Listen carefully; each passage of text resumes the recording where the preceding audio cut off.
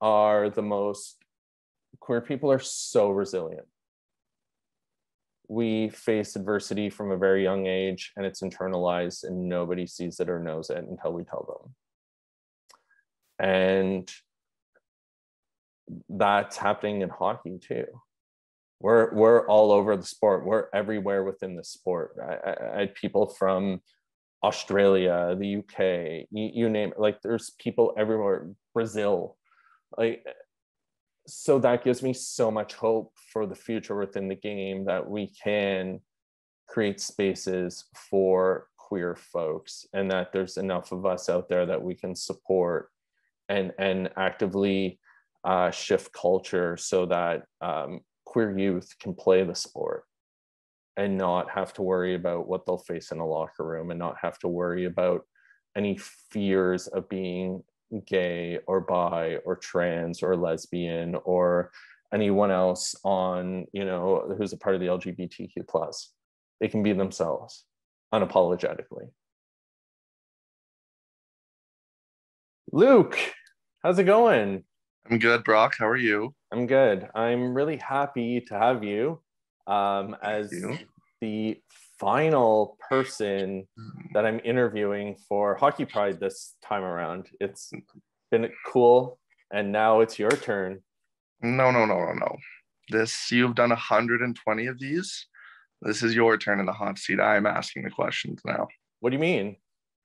I mean, it's time for you to answer the questions. So get ready. So what, you come out 2 months ago and all of a sudden you think you're like the king of gays and you're the queen of hockey? Well, one day maybe. So you're interviewing me. I'm interviewing you. You're ready for this? Can you handle this? Are you? I guess we'll find out. Okay. Tell me who you are.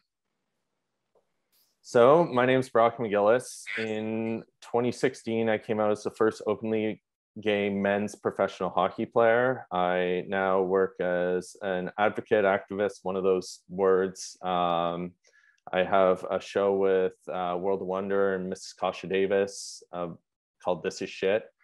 And I'm a public speaker, and I travel around the world speaking, sharing my story, humanizing, and trying to create shifts in society.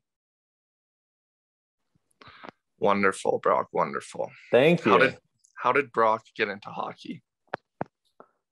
I'm from a small town outside Sudbury, Ontario. And growing up, I was the stereotypical kid. I lived down the street from an arena. My dad was good friends with the arena manager. And every day after school, I would just grab my bag and go to the rink and hope the ice was free. And when teams would show up with one goalie, I would jump on with them. I was on the ice as much as I could possibly be. I was obsessed with it. I was the kid whose parents dropped meals off at the rink because I wouldn't leave. And I just loved it so much. And in doing so, I got kind of good at it.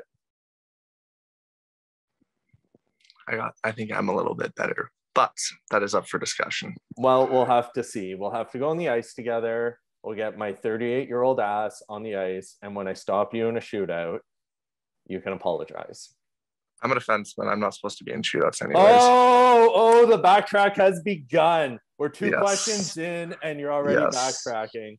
Wow. Yes. What do you love about hockey? I love so much. I love the teamwork. I love the discipline and work ethic it takes to play high levels. I love the compete, the passion, the drive. I love spending time, as weird as this is, because it's probably the worst place for me. Being in a locker room can be so fun. And being around the team and that bond you create can be so magical and something that you remember for the rest of your life. I love fandoms. It's really weird. I love how passionate hockey fans are. I love trolling them all on the internet. I love the feeling of stopping a puck. I love the smell of equipment. It's so bizarre, but like just walking into an arena and smelling like the rink and the gear. I love the fast pace, the tempo, the energy, the passion. I'm addicted to hockey. And it's weird. I hadn't been on the ice in so long, and I just went out to New Brunswick to work with the Sea Dogs, and I went on the ice with the team.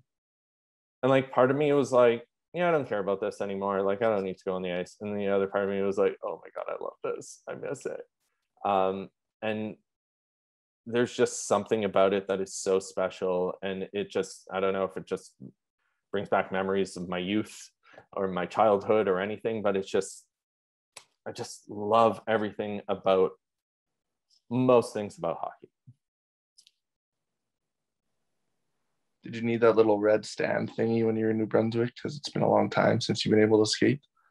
Well, when you get to my, when you get to my age, Lucas, you have a cane and you know, wheelchair, maybe. No, I don't think I'm at that point, but a walker. So I had my walker out on the ice. It works as the same. Some of the players were very kind and respectful and offered to like escort me to help you off the ice. That's great. Yeah, that's gentlemen. Good. Yeah, the gentlemanly sport. They're going for the lady bang. Based off your intersection of identities, how could hockey be better for you? Well, as somebody, like, I'm going to get into the queer stuff, but as somebody who deals with mental health issues, having an anxiety disorder and depression, I think we put a lot of pressure on youth, and we create codes of silence, and we force people to internalize their stuff that they're dealing with, as opposed to sharing it out of fear that it'll jeopardize their careers. And that doesn't end. It goes right till your career ends. And even beyond that, I mean, we just saw Stephen Johns like go and say he's got to figure out who he is, you know? So I'd like us, and I think that's masculinity as a whole, is you know, to be able to talk, and men allowed to speak about these things without judgment or jeopardizing opportunities in life and in sport. And so I'd love for the sport to do that, because there's so many people that are struggling silently. In terms of being a queer person, I've been very vocal about this, and I'm going to say it again. I hate Pride nights. I hate rainbowing everything, in giving the illusion of inclusion without taking proper steps to shift it. That should be the last step. And if we go back to the history of Pride, it was a protest. It was a fight for equality. It was a fight for rights. And we need to get it to a point where there is equality and equity in the sport before we're having those celebrations. And yes, steps have been taken, monumental steps, you know, and that's lovely, but I wish we'd scale that stuff back so we can peek behind the blinds and see what locker room culture is like, the language in the culture, the hypermasculinity that leads to toxic behaviors towards queer people, towards women, towards different groups, towards BIPOC communities. And then at that point, you know, once we work on those things and fix them and humanize them, and then educate people on them, then let's celebrate when it starts to shift. Let's celebrate when there's, you know, 1,000 Luke Prokops. Let's celebrate when there's thousands of kids who are playing sport because they can, and because it's a safe space for them. You know, I had a kid come to me, this young queer, 15-year-old queer kid came to me a couple of years ago, who was self-harming and was dealing with body dysmorphia and different things. And he found bodybuilding and weightlifting, and that became his outlet. And to this day, I keep thinking to myself, that should be hockey, and especially in Canada. You know, like that should be the outlet, the safe space where somebody goes and feels good. And it's not right now. So hockey could be better for me by humanizing, educating the current people within it, shifting the culture so that all people feel empowered the same way straight white men do in the culture. Amazing, amazing. Thanks. What keeps you in hockey? That kid that came to me and was self-harming. the kids who come to me daily, the fact that the culture needs an overhaul, and there aren't a lot of people, you know, there are some and they're doing an incredible job, but we need more people doing it. So I want to quit. A lot of days I do, and it's tough, and it's a hard place to be in, and it's what I do isn't my personality. I'm a goofy, you know, I'm a man baby, and I can't be that. I have to be this serious activist guy who's, you know, people think is a jerk and everything else because I'm speaking out on stuff regularly. But I think about those kids, and I think about all the ones who haven't come, who are struggling or who quit. And, you know, seeing you, that keeps me in here. It gives me, you know, optimism, and also, you know, being able to talk to you prior to coming out, talk to the Yannick Duplessises, talk to others who have come out within the sport, who work in the sport. And, you know, I want to stay here until it's fixed. And then at that point, I can decide if I want to stay in it because I'm happy with where it's at, or if I'm tired and I want to leave. Man baby is a very good way to describe yourself. Lucas, hey, you're not allowed to listen. Do you want me to expose you? No, what? Brock, don't do this. Sorry. You're not allowed to. I'm not allowed to say that you never watch Drag Race and you don't know any gay lingo or anything. Stop stereotyping me. Just because I'm gay doesn't mean I have to watch Drag Race. Yeah, but you didn't even know what gagged meant. Like, I was like, revoke his gay card. Enough.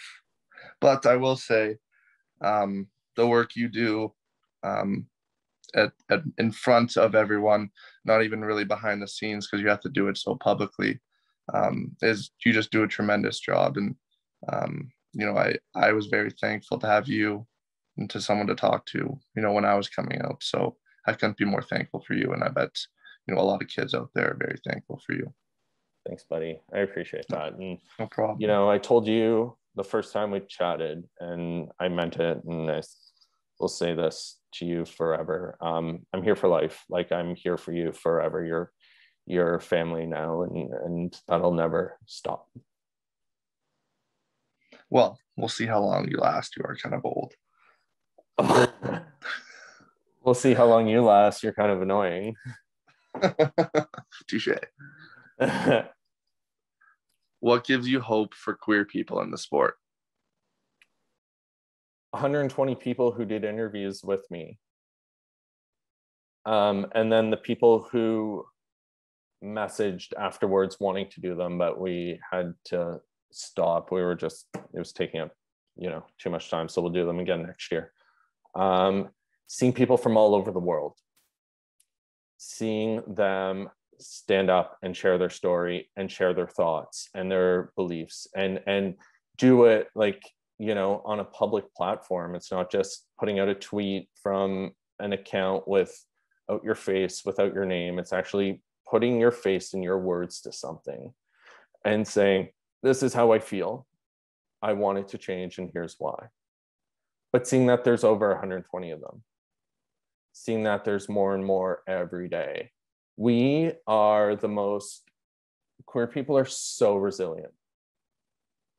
We face adversity from a very young age, and it's internalized, and nobody sees it or knows it until we tell them. And that's happening in hockey too. We're all over the sport. We're everywhere within the sport. I had people from Australia, the UK, you name it. Like, there's people everywhere, Brazil. Like, so that gives me so much hope for the future within the game, that we can create spaces for queer folks, and that there's enough of us out there that we can support and actively shift culture so that queer youth can play the sport and not have to worry about what they'll face in a locker room, and not have to worry about any fears of being gay or bi or trans or lesbian or anyone else on, you know, who's a part of the LGBTQ plus. They can be themselves unapologetically. Yannick Duplessis gives me hope. Seeing that kid come out at, you know, 16, 17 years old and share a story and then share it over and over in what is arguably his second language, in English, when he's, you know, predominantly a French speaking individual. That gave me so much hope for the future. You give me so much hope. Getting to know you inspired me and fueled me to keep going in this. The friendship we've created inspires me daily. Seeing how the hockey world, at least in their words, was so receptive to you. Granted, I believe some of that comes with like privilege of you being a third round NHL pick who signed to the NHL and a 6'5" defenseman who's physical and everything else. So you are, you know, you tick a lot of boxes within the culture. But it's still something that I'd never seen. And then to get to know you and see how thoughtful and intelligent and caring and your reasons for doing this and how much, you know, how mature you are, gives me hope for future generations that they're going to see you. So I think there's a lot of hope right now in the queer community in hockey. Queer women give me hope. Queer women have been at the forefront of the movement from, you know, the get-go. Like there's so many queer women in the sport who have unapologetically been themselves and have revolutionized it so that one day I could come out, so that one day you could come out, and have made safe spaces for us. So queer women, the amount of trans and non-binary people who took part in this was wild to me and so cool and powerful. I think we have an opportunity right now in the culture to say, we're tired of where it's at. We deserve more. We deserve inclusion, and we deserve true inclusion within the hockey spaces, not just performative stuff on social media and different things. We need more. And we're right there. So that gives me hope because I can feel the momentum kind of moving with this. There's a lot of hope. There's a lot of reasons to be optimistic right now, and you're a big part of that. So thank you. Thank you, Brock. I appreciate that. Well, that's all the questions I have for you today. Thankfully, I did not want to talk to you for that long. But wow, Lucas. but you did do an amazing job with this series, and I enjoyed watching everyone's stories, and it was really cool to see. So thank you for letting me be part of this. Thank you for taking part. And next year we're gonna have to get you to do one. And I'm going to grill you. I'm gonna switch up the questions. I'm gonna ask you about so much stuff. Like I'm gonna do a deep dive into your personal life. We don't have to do that, Brock. Yeah, it'll be fun. Okay, why not? Yeah, so Luke, thank you for interviewing me, I guess. Thank you for putting me in the hot seat. And we'll talk soon. We will.